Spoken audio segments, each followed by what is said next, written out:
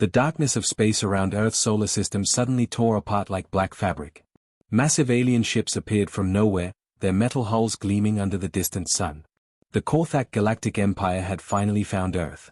Their war fleet spread across space like a deadly cloud of steel and death. Admiral Vextar walked slowly across the bridge of his command ship called Dominion's Edge Star. His 4 yellow eyes stared down at the small blue planet below. He was very old, even for his alien race.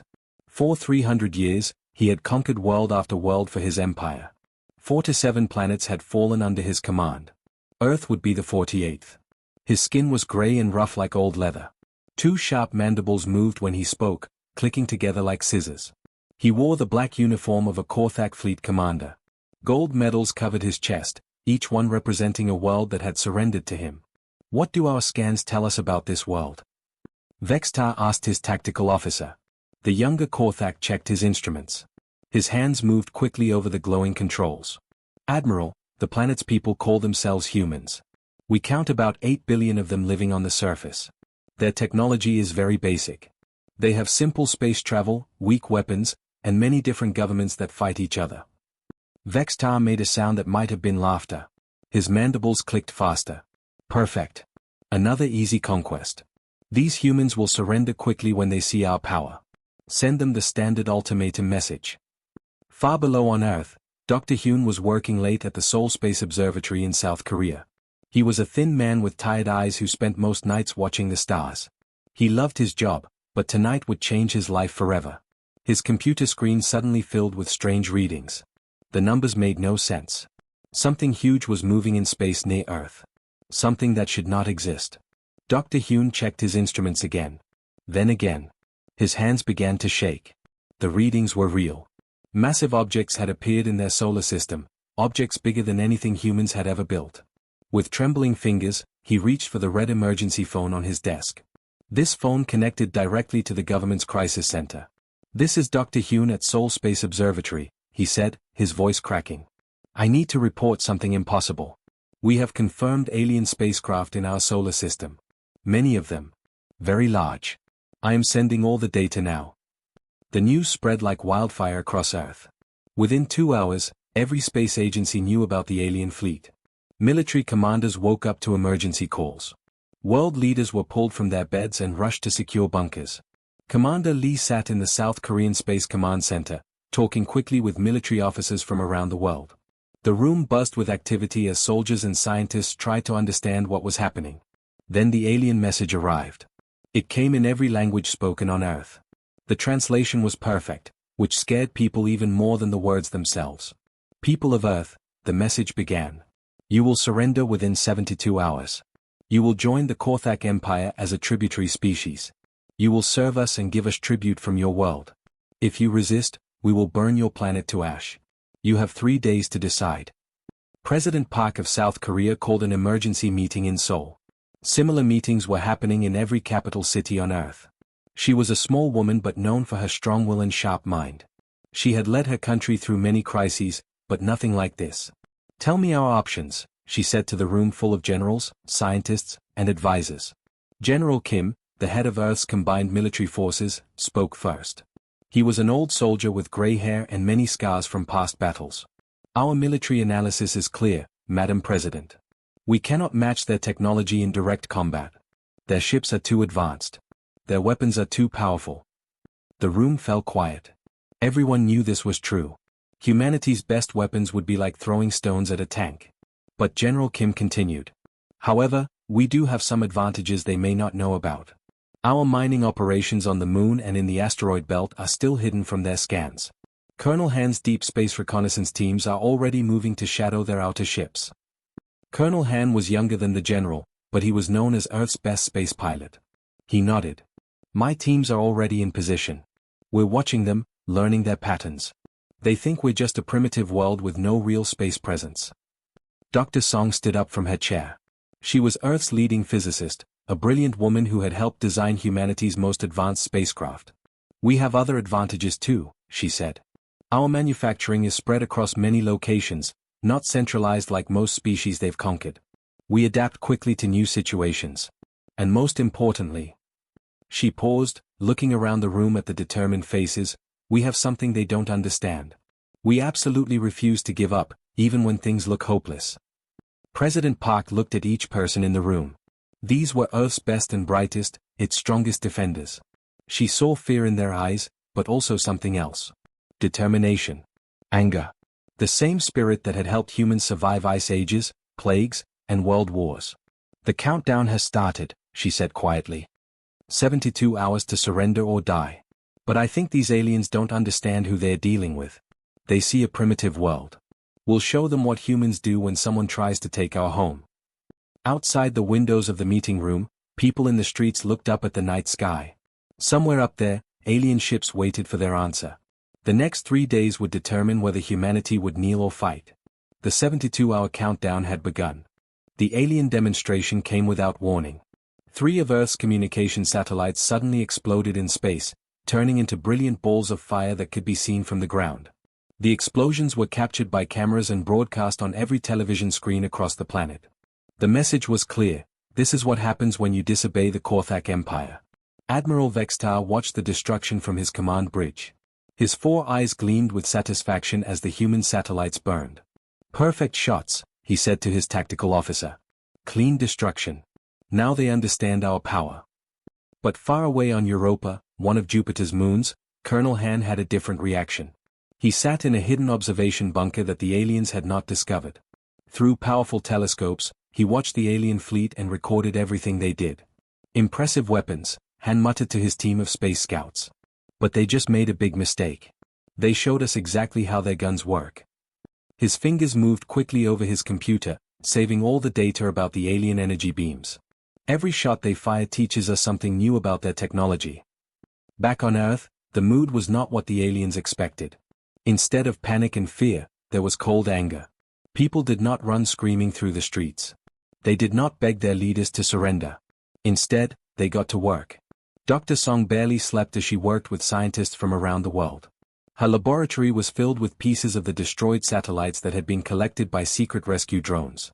The metal fragments were still warm from the alien weapons. Look at these burn patterns, she said to her team, pointing at the melted satellite parts. Their energy weapons use quantum resonance frequencies. If we can figure out the exact wavelengths, we might be able to create shields that can block their shots. Her assistant, Dr. Kim, looked worried.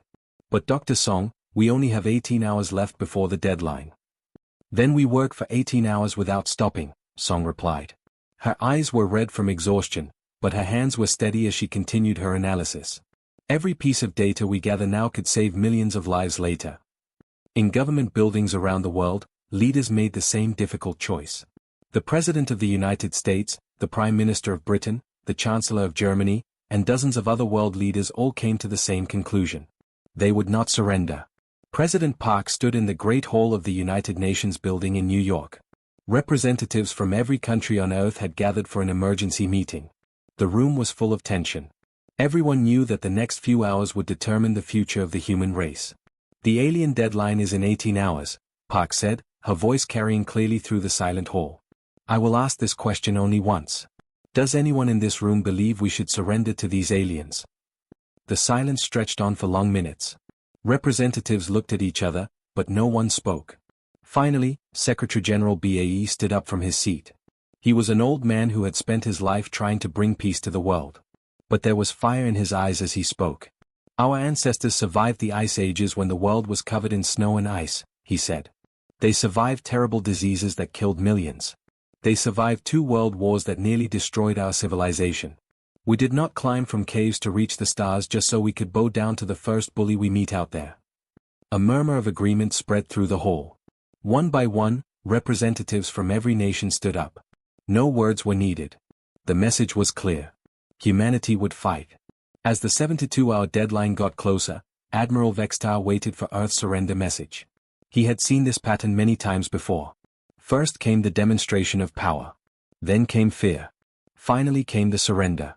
It always worked the same way. Any communication from the planet? He asked his communications officer. Nothing yet, Admiral. But there are still 6 hours left. Vextar was not worried. In his 3 centuries of conquest, no planet had ever refused to surrender after seeing Korthak power.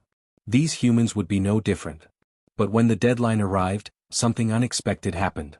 Every television station, radio broadcast, and internet connection on Earth carried the same message at exactly the same time. It was not a surrender. President Park appeared on the screen, standing in front of a group that included leaders from every major nation on Earth. Her face was calm, but her eyes burned with determination. To the Korthak Empire, she began, her voice clear and strong. We have received your ultimatum. We have seen your demonstration of power. Now hear humanity's answer. She paused for a moment, looking directly into the camera as if she could see through space to the alien ships above. Our answer is no. We will not surrender. We will not submit. We will not kneel. If you want our world, come and take what you think you can. On the alien flagship, Vextar's tactical officer stared at the screen in confusion. Sir, they must understand they cannot win against us. Our technology is far superior. Our fleet is enormous. Why would they choose to fight? Vextar's mandibles clicked slowly as he thought about the human message. For the first time in his long career, he felt uncertain. Perhaps, he said quietly, they don't understand what winning means to us. Or perhaps. He paused, watching the determined faces on the screen. We don't understand what winning means to them. The war was about to begin, but already Vextar wondered if these humans might be different from every other species he had conquered. The Korthak invasion started as the sun rose over Earth. Hundreds of alien landing ships fell from the sky like burning meteors, their hulls glowing red-hot as they cut through the atmosphere. Admiral Vextar watched from his command ship, confident that this would be over quickly. Every other world had surrendered after seeing Korthak landing craft descend from space. But Earth was different. The first landing ships touched down in major cities around the world. The alien soldiers inside were tall and powerful, with thick armor and energy weapons that could melt through steel. They expected to find scared humans running in panic. Instead, they found prepared defenders waiting for them. In the South Korean city of Busan, Lieutenant Jun crouched behind the rubble of what used to be a shopping mall. His uniform was dirty and torn, and his face was covered in dust and sweat. He was young, barely 25 years old, but he commanded a unit of 50 human soldiers who had volunteered to defend their city. Remember the plan, Jun whispered into his radio to his scattered troops. Don't try to match their firepower. Hit their communication equipment first. If they can't talk to each other, they can't coordinate their attacks. The Korthak soldiers moved through the ruined streets in perfect formation. They were each nearly 7 feet tall, with gray skin and multiple arms that could carry heavy weapons. Their armor was black and smooth, designed to deflect human bullets. They had conquered 4 to 7 worlds using these same tactics. But as they advanced through Busan, human soldiers struck from hidden positions. Instead of trying to fight the aliens head-on, the humans targeted the small communication devices on their armor. Sniper bullets and small explosives disabled the alien radios, leaving the invaders confused and unable to work together. Fire Team Alpha, hit the tall one with the big gun, Jun ordered. Fire Team Beta, take out that communication relay they just set up. Make them deaf and blind. The battle raged through the city streets. The aliens were stronger and had better weapons, but they fought like they expected an easy victory. The humans fought like they were defending their homes, because they were. High above Earth, Colonel Han commanded a secret fleet of human spacecraft that the aliens had not detected. His ships were hidden in the asteroid belt between Mars and Jupiter, small and fast compared to the massive Korthak vessels. Target their supply ships, Han ordered through his radio. They need food, fuel, and ammunition just like we do.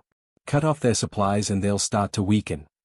His flagship was called the Soul's Pride Asterisk, a sleek ship built in secret lunar shipyards. It was small compared to Korthak vessels, but it was fast and hard to detect. Han's fleet struck like wolves, attacking supply convoys and disappearing before the aliens could respond. During one battle, the Soul's Pride Asterisk took heavy damage from a Korthak warship. The hull was cracked, the engines were failing, and half the crew was injured. Captain Nam, the ship's commander, faced a choice: retreat and save his crew, or sacrifice everything for a chance to hurt the enemy. All hands, this is the captain, Nam announced over the ship's communication system. His voice was calm even as explosions shook the bridge around him. Prepare for ramming speed. Today we show these aliens what humans do when we get angry. The crew did not hesitate. Every person on the ship knew they were about to die, but they also knew their sacrifice would save other human lives. The Soul's Pride accelerated directly toward the Korthak supply ship, its damaged engine screaming with effort. The collision was spectacular. Both ships exploded in a ball of fire and metal that could be seen from Earth. But the wreckage that floated in space afterward contained precious Korthak technology that human recovery teams would later collect. Back on Earth, Dr. Song worked in a hidden laboratory deep underground. Her team of scientists studied every piece of alien technology they could recover from the battles above. Broken weapons, damaged armor, pieces of destroyed ships, everything taught them something new about their enemies. Their energy weapons use a crystalline power source, Song reported to the military command through a secure communication link. If we can figure out how these crystals work, we might be able to copy their weapon technology. Her hands moved quickly over a damaged alien rifle. The weapon was twice the size of a human gun and much heavier, but Song was determined to understand how it worked. We're learning faster than they expected. Every piece of their equipment we capture makes us stronger. The war on Earth's surface was unlike anything the Korthak had ever experienced. Humans didn't just use guns and tanks to fight. They used buildings as weapons, collapsing structures on alien soldiers. They used vehicles as bombs, driving explosive-filled trucks into alien positions. Most shocking of all, when humans were cornered and about to be captured, they chose to die fighting rather than surrender. Admiral Vextar read the casualty reports in his command center with growing worry. His mandibles clicked nervously as he saw the numbers. "These losses are beyond anything we've seen before," he said to his aide. "In 300 years of conquest, how many other species fought like this?" His aide, a young Korthak officer, checked the military records. "None, sir. Every other world surrendered after minimal resistance. But these humans, they seem to become more dangerous when we hurt them. The more of them we kill, the harder the survivors fight." Vextar looked out at the blue planet below. The first month of war had cost his empire more ships and soldiers than their previous 10 conquests combined. For the first time in his long career, he began to wonder if victory was worth the price. 6 months had passed since the war began, and Admiral Vextar stared at his battle reports with disbelief.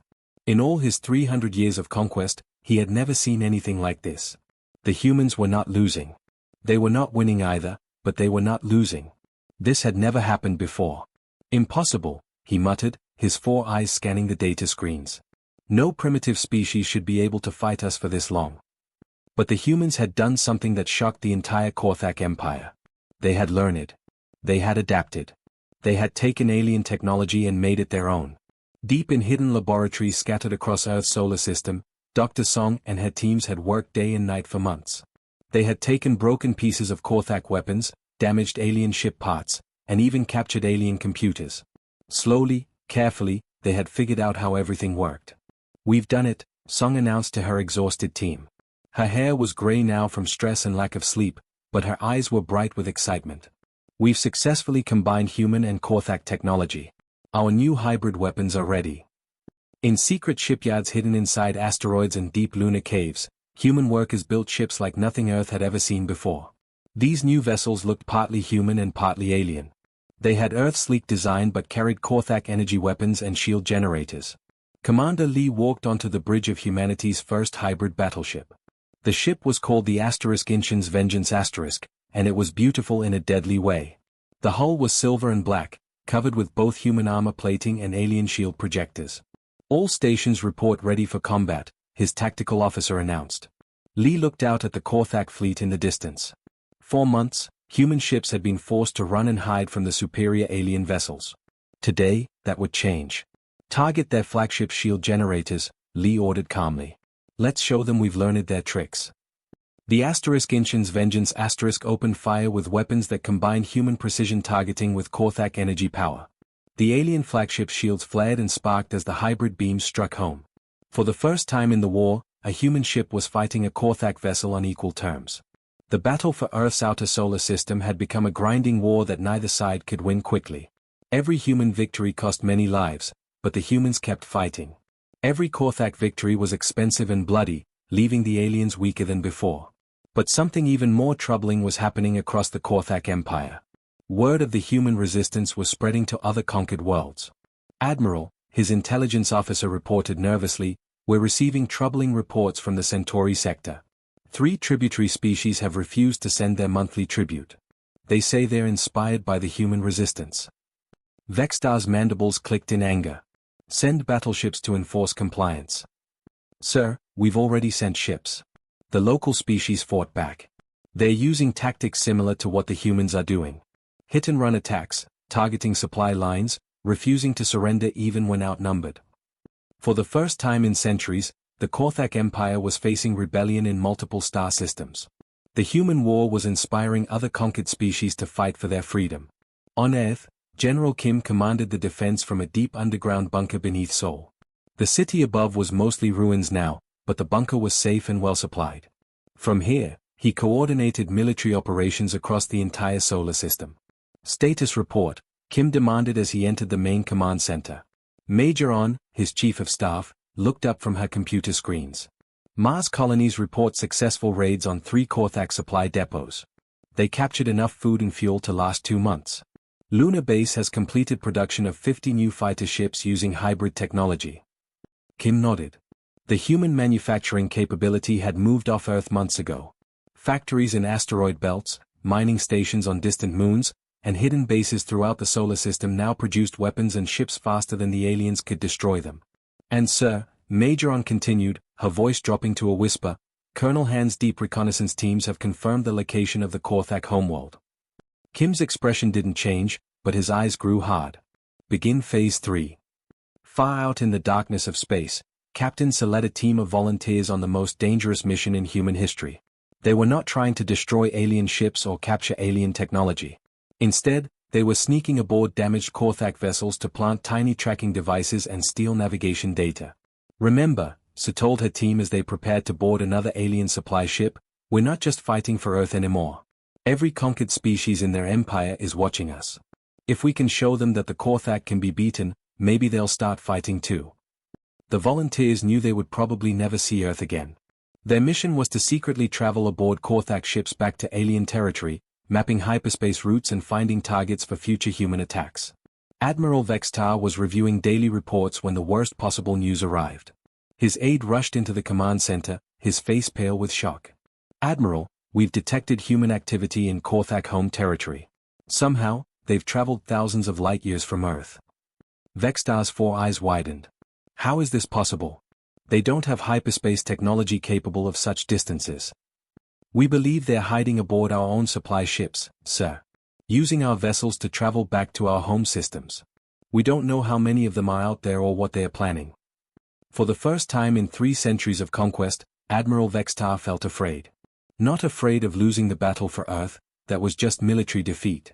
He was afraid of what these stubborn, clever, dangerous humans might do if pushed any further. They had already proven they would rather die than surrender. Now they were loose in Korthak territory with nothing left to lose. 1 full year had passed since the alien ships first appeared in Earth's sky.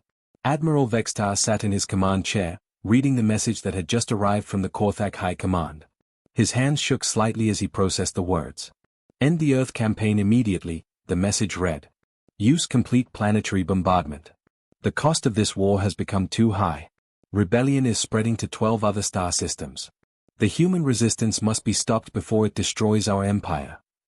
Vextar closed his 4 eyes and felt very old. In 3 centuries of conquest, he had never needed to completely destroy a world.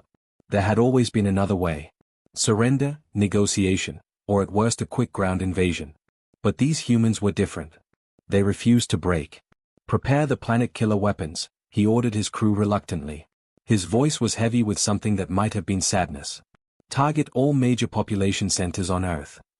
The planet-killer weapons were massive devices that could crack a world's crust and boil its oceans. They were meant for destroying dead planets to mine their cores, not for killing billions of living beings. But the High Command had given direct orders. As the weapons powered up, every screen in the Korthak fleet suddenly went white. Then they went black. Then they displayed something impossible. President Park appeared on every communication device across the entire Korthak Empire. Not just on the ships near Earth, but on every screen in every Korthak city, on every world they controlled, in every corner of their vast civilization. How did they break into our networks? Vextar's communications officer gasped. This should be impossible. President Park looked older than she had a year ago. Her hair was gray now, and there were lines on her face from months of stress and sleepless nights. But her eyes were steady and her voice was calm.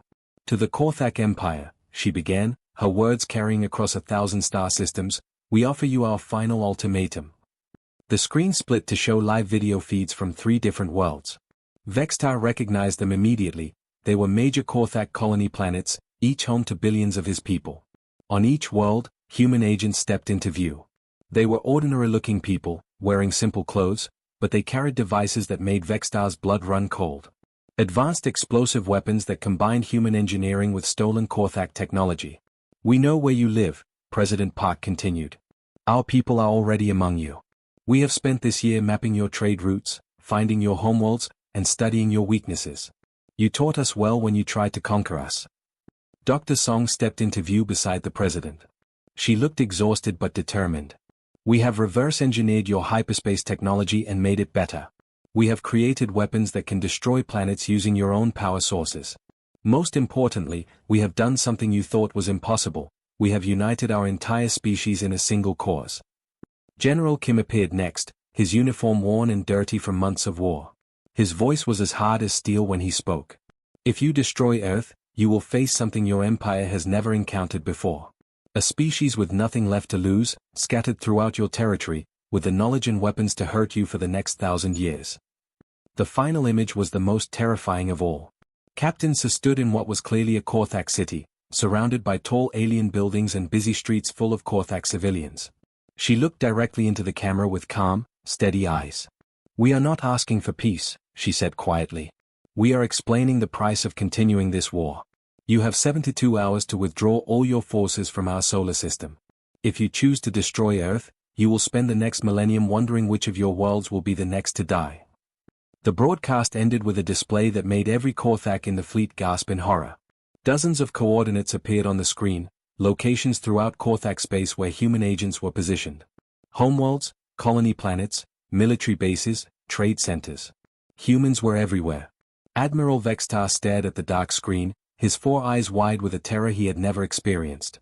His aide spoke in a whisper that barely carried across the silent bridge. "Sir, our deep space sensors confirm it. We're detecting human energy signatures at 17 of those coordinates. They're not bluffing." For the first time in 500 years of expansion, the mighty Korthak Empire faced an enemy that scared them. Not because the humans were stronger, they weren't. Not because they had better technology, they didn't. The Korthak were afraid because these humans had proven they would rather become galactic terrorists than accept defeat. Vextar looked at his planet-killer weapons, still charging and ready to fire. Then he looked at the coordinates showing human agents hidden throughout his civilization. These people had just declared they would spend centuries hunting down every Korthak world if Earth was destroyed. "Admiral, what are your orders?" his tactical officer asked nervously. Vextar was quiet for a long moment. Then he spoke the words that no Korthak commander had ever spoken in battle. "Signal the entire fleet," he said quietly. "We are withdrawing from this system immediately." "Sir, the High Command ordered us to destroy the planet." "The High Command doesn't understand what we're dealing with," Vextar replied.